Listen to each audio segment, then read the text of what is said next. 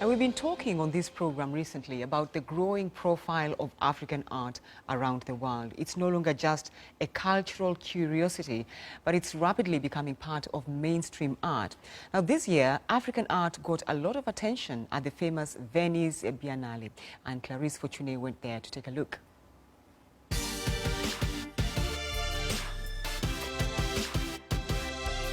The Venice Biennale, one of the biggest art exhibitions in the world, showcases stunning art in a beautiful setting.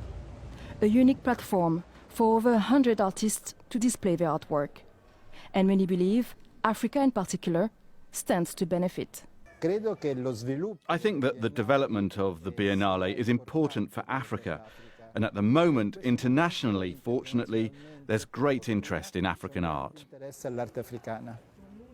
Artists from every nation have been coming since 1895. Before their independence, many African countries came as colonies of Western powers. Now, in control of their own cultural identities, they express themselves through a variety of artistic media. This year, for the first time, Nigeria has its own pavilion. The dancer Kudus Onikeku created installations that highlight the country's past, present and future.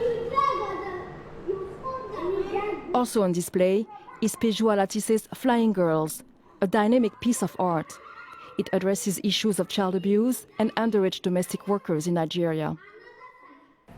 It has been a very prolific year for African artists. Major events around the world have put Africa at their center stage, from New York, London, Paris to Venice. So some say African artists are finally getting the recognition they deserve, but others just disagree.